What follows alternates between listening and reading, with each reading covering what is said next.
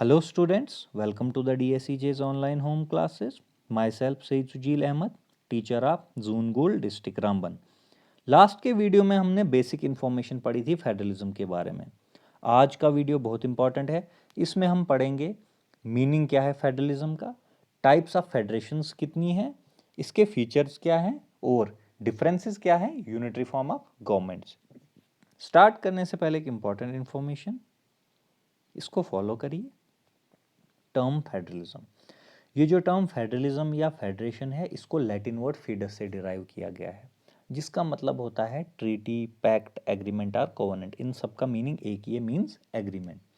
तो हम ये कह सकते हैं फेडरेशन एक ऐसी स्टेट होगी या एक ऐसा पॉलिटिकल सिस्टम होगा जो बना होगा कैसे, किसी म्यूचुअल एग्रीमेंट की वजह से। किसके बीच में हुआ होगा वो एग्रीमेंट? बहुत सारे कॉन्स्टिट्यूएंट यूनिट्स या इंडिपेंडेंट स्टेट्स या स्टेट्स के बीच में, तब जाके जो है फेडरेशन बनती है। तो इसको हम डिटेल से आगे पढ़ेंगे। चलिए, टाइप्स ऑफ फेडरेशंस। फेडरेशन जो है दो तरीके से बन सकती है, बाय वे ऑफ इंटीग्रेशन और बाय वे ऑफ डिसइंटीग्रेशन। पहले हम पढ़ते हैं by way of integration, means coming together federation. Integration का मतलब ही होता है कि बहुत सारी स्टेट्स या चीज़ें एक दूसरे के साथ आएँ, जुड़ जाएं, इंटीग्रेट करें। तो चलिए पढ़ते हैं कमिंग टुगेदर फेडरेशन। इसमें क्या होगा, इंडिपेंडेंट स्टेट्स जो हैं वो क्या करेंगी, अपनी मर्जी से एक दूसरे के साथ जुड़ के एक बड़ा यूनिट बनाएंगी, एक स्ट्रॉन्ग यूनियन बनाएंगी। क्यों? क्योंकि ये इंडिपेंडेंट स्टेट्स या सॉवरन स्टेट्स, सॉवरन क्या होता है पहले हम जान लेते हैं। मींस ये सारी इंडिपेंडेंट स्टेट है, सॉवरन स्टेट है, इनके पास अपने फुल राइट्स हैं, पावर्स हैं, अपनी कंट्री को कैसे चलाएं, और ये कैसे चलाएं इसमें कोई इंटरफेरेंस दूसरी कंट्री नहीं दे सकती। तो ये इंडिपेंडेंट स्टेट्स हैं, सॉवरन स्टेट्स हैं। अपनी मर्जी से ये एक दूसरे के साथ जुड़ी और इन्होंने एक बड़ा यूनियन बनाया, एक यूनिट बनाया। क्यों बनाया? मेन रीजन थे दो। एक तो ये मिलिट्रीली वीक थी, मींस इनकी मिलिट्री उतनी स्ट्रांग नहीं थी इन इंडिपेंडेंट स्टेट्स की।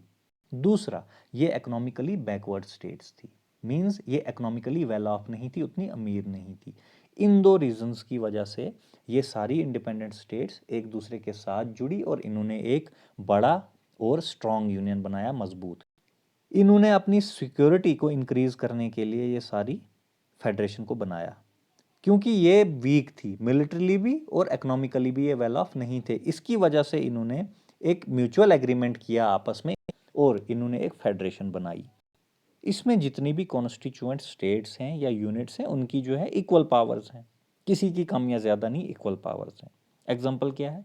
यूएसए, स्विट्ज़रलैंड और ऑस्ट्रेलिया। पहले केस में हमने पढ़ा बाय वे ऑफ इंटीग्रेशन, बहुत सारी independent states, constituent units, sovereign states आपस में जुड़ गई अपनी मर्जी से, क्योंकि वो मिलिट्रीली वीक थी और इकोनॉमिकली बैकवर्ड थी। अपने आप को स्ट्रांग बनाने के लिए उन्होंने एक स्ट्रांग और बिग यूनियन बनाया। सेकंड है होल्डिंग टुगेदर फेडरेशन। इसका मतलब होता है by way of disintegration. That doesn't means dividing a country into several states, several sovereign states. नहीं, कंट्री को डिवाइड नहीं किया जाएगा बहुत सारी सॉवरन स्टेट्स में, बल्कि जो कंट्री के डिफरेंट डिफरेंट कॉन्स्टिट्यूएंट यूनिट्स हैं, डिफरेंट डिफरेंट स्टेट्स हैं, उनमें पावर को डिवाइड किया जाएगा, ना कि उनको सॉवरन बनाया जाएगा। दूसरा इसमें क्या है, central government is more powerful. इसमें सेंट्रल गवर्नमेंट ज़्यादा पावरफुल रहेगी और जो कॉन्स्टिट्यूएंट स्टेट्स हैं उनके पास भी आपस में इक्वल पावर्स नहीं होंगी, जैसा कमिंग टुगेदर फेडरेशन में होता था। वहाँ सारे कॉन्स्टिट्यूएंट यूनिट्स में, इंडिपेंडेंट स्टेट्स में क्या थी, उन स्टेट्स में इक्वल पावर होती थी। यहाँ पे ऐसा नहीं है। यहाँ डिपेंड करेगा कि सेंट्रल गवर्नमेंट देखेगी किस स्टेट को अगर एक्स्ट्रा पावर देने की ज़रूरत है तो वहाँ पे वो देंगे, उनके उन पे डिपेंड करेगा। बराबर नहीं होंगी, सेम नहीं होंगी। थर्ड, सेंट्रल गवर्नमेंट ही रेस्पॉन्सिबल होगी maintaining sovereignty of the country. बिल्कुल,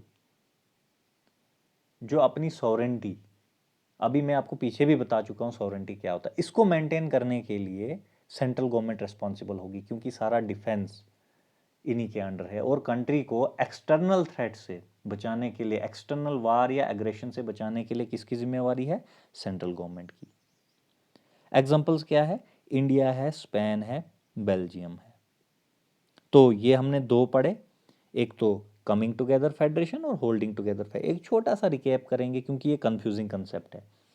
कमिंग टुगेदर फेडरेशन में क्या था कि बहुत सारी इंडिपेंडेंट स्टेट्स जो मिलिटरली वीक थी और इकोनॉमिकली बैकवर्ड थी, वो एक दूसरे के साथ आई, जुड़ी, उन्होंने एक बड़ा और स्ट्रांग यूनियन बनाया ताकि वो अपनी सिक्योरिटी को इंश्योर कर सके।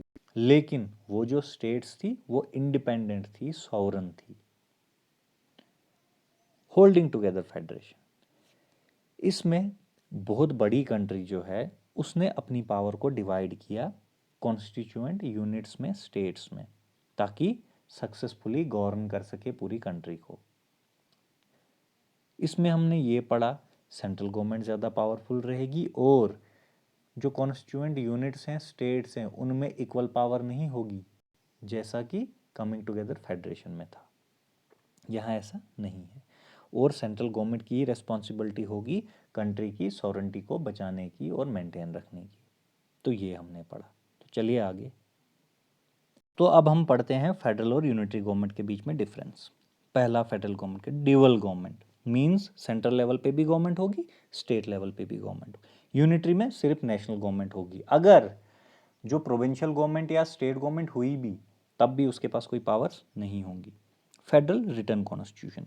रिटन कॉन्स्टिट्यूशन क्या होता है? ये एक फॉर्मल डॉक्यूमेंट होता है जिसमें स्पेसिफाई किया जाता है रूल्स कि जिस हिसाब से पॉलिटिकल सिस्टम को चलाया जा सकता है, और इसमें राइट्स भी लिखे होते हैं सिटीजन्स के क्या हैं, ड्यूटीज़ भी क्या हैं, और सारी चीज़ें इसमें मेंशन की गई होती है in the form of a single legal document. Unitary, यहाँ पे रिटन भी हो सकता है जैसे फ्रांस में है, लेकिन अनरिटन भी जैसे ब्रिटेन में।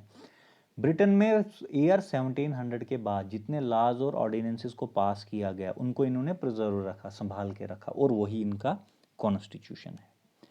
फेडरल गवर्नमेंट का third feature rigid constitution. Rigid constitution का मतलब होता है कि इसको इजीली अमेंड नहीं किया जा सकता, मॉडिफाई नहीं किया जा सकता, इसमें तब्दीली नहीं लाई जा सकती, बहुत टफ है इसको अमेंड करना। यूनिटरी में रिजिड भी हो सकता है जैसे फ्रांस में, और फ्लेक्सिबल भी जैसे ब्रिटेन में है। ब्रिटेन में क्या है? पार्लियामेंट सुप्रीम है, सॉवरन है। पार्लियामेंट जो लॉ बनाएगी वही लॉ जो है कॉन्स्टिट्यूशन बनता है। फेडरल का फोर्थ फीचर क्या है? Division of powers. सेंटर और स्टेट के बीच में पावर को डिवाइड किया जाता है। यूनिटरी में कोई डिवीजन नहीं होगा। Federal supremacy of the constitution, constitution he supreme होता है, और सेंटर और स्टेट जो भी लॉ बनाएगी इन कन्फर्मिटी विद द कॉन्स्टिट्यूशन। अगर कॉन्स्टिट्यूशन के खिलाफ जाएगा तो वो लॉ जो है स्ट्रक डाउन किया जाएगा। यूनिटरी में हो भी सकता है सुप्रीम, नहीं भी हो सकता। फेडरल में इंडिपेंडेंट जुडिशरी होती है। इंडिपेंडेंट जुडिशरी का मतलब होता है सेंटर या स्टेट जो है इन इस जुडिशरी के डिसीजंस को इन्फ्लुएंस नहीं कर सकते। जुडिशरी का अहम रोल है कि ये प्रोटेक्ट करे कॉन्स्टिट्यूशन की सुप्रीमेसी को, और इनके पास पावर्स भी हैं। जुडिशियल रिव्यू, अगर कोई लॉ या कुछ ऐसा बनाया जाता है और वो कॉन्स्टिट्यूशन को वायलेट करता है तो ये उसको खुद ही स्ट्रक डाउन कर सकते हैं। यूनिटरी हो भी सकता है, नहीं भी हो सकता, इंडिपेंडेंट। बाई कैमरल लेजिस्लेचर, दो होंगे हाउसेस। हम इंडिया की बात करें, अपर हाउस जिसको राज्यसभा कहते हैं, लोअर हाउस लोकसभा। लेकिन यूनिटरी में हो भी सकता है बाई कैमरल, नहीं भी हो सकता बाई कैमरल। तो यही था आज का हमारा टॉपिक, बहुत इंपॉर्टेंट। इसको अच्छे से देखिए तब आपको कंसेप्चुअल क्लैरिटी मिलेगी। अगर कोई चीज़ आपको समझ ना आए तो आप बता सकते हैं। तब तक के लिए स्टे होम, स्टे सेफ।